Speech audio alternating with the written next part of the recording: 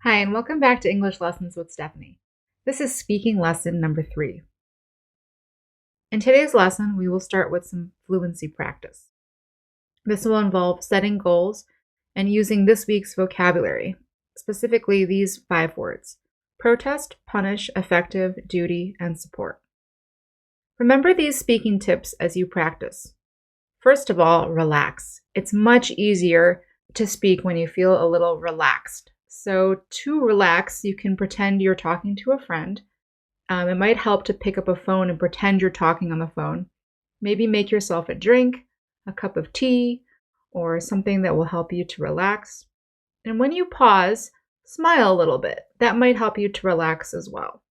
Secondly, speak as loudly as you would normally. You might feel a little shy if you're practicing by yourself, but it's important to speak as loudly as you would normally. And finally, it's okay to make mistakes. Everybody makes mistakes. We're just all practicing and doing the best we can. So for setting goals, think about, what do you hope to improve? Is it fluency? Are you trying to speak more smoothly with fewer pauses? Are you working on accuracy, making fewer mistakes when speaking? Are you trying to add more variety by using more vocabulary or different sentence structures? Maybe you're working on mastery, like adding idioms, working on pronunciation. Okay, so today, our first vocabulary word we're going to work with is protest. So remember that there are 3 forms of protest.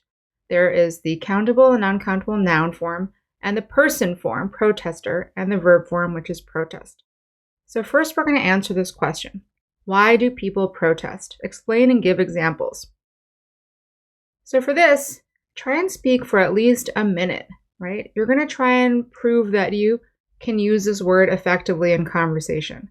So why do people protest? Explain and give examples.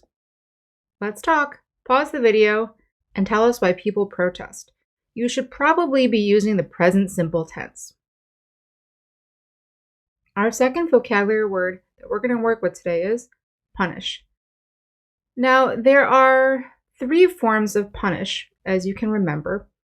And the one that we're mostly going to work with today is the verb form. So we're going to answer these questions. How did your parents punish you when you were young? Or if you have children, how do you punish your children?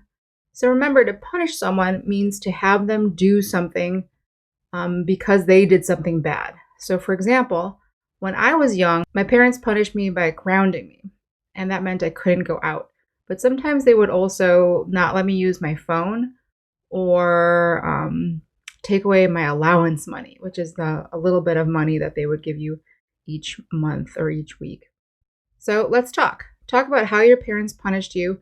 And if you have children, if you're a parent yourself, how do you punish your children? And do you think your punishments are effective? Actually, that's our next vocabulary word, effective. So if you don't remember what effective means, it means to be working. Something is working and doing what it should be. So our question here is, what makes a punishment effective? Maybe you just answered that for the last question, but if you didn't, you can talk about this as a follow-up question. Or if you're tired of talking about punishments, you can answer the second question. What is the most effective way for you to study? So here you want to challenge yourself to answer these questions and try and give as much detail as possible. Try to speak for about a minute. Let's talk.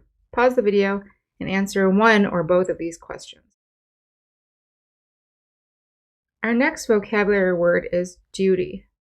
So today we're going to use duty as a noun.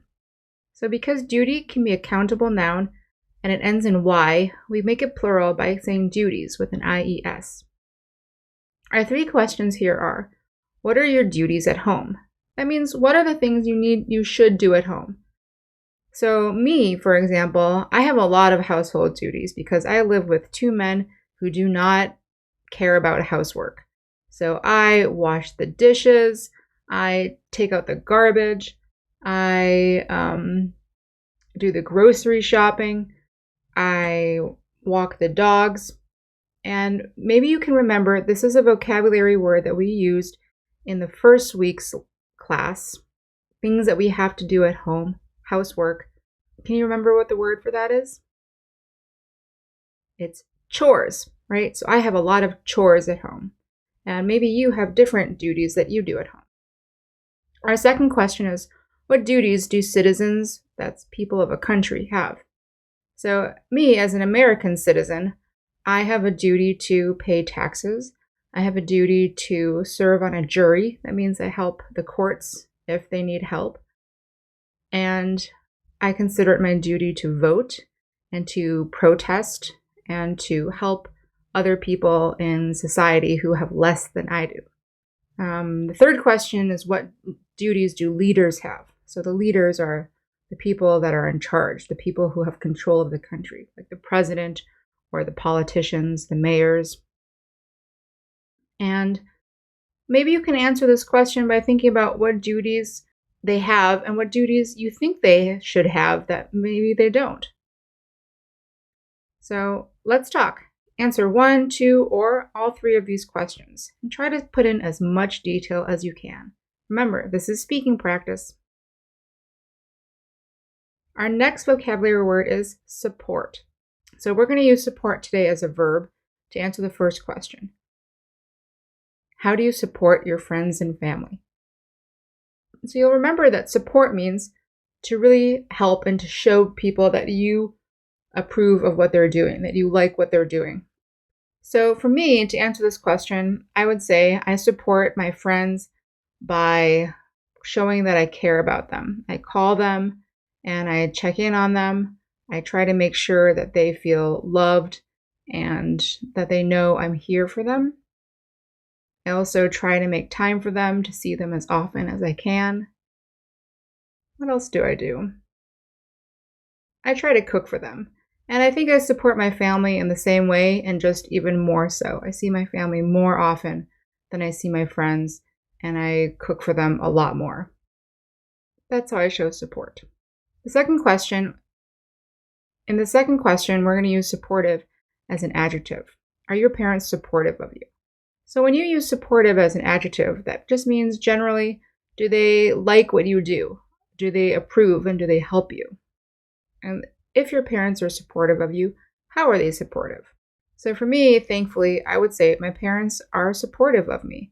When I wanted to go to college, they helped to pay for my college education, and they said that whatever I wanted to study would be okay with them. And when I took some time to travel, they didn't love the idea, but they were supportive. They said that they hoped I had a good time. And they made sure that I was okay, and they came to visit me when I traveled. So those are all ways that they showed that they were supportive of me. So let's talk, answer both of these questions, and give some examples from your life and tell us how you support your friends and family and how they are supportive of you. Okay, so that's our speaking lesson for today. Remember to keep practicing. Talk to yourself, talk to your pets, talk to your friends. Talk to anyone. Just keep practicing.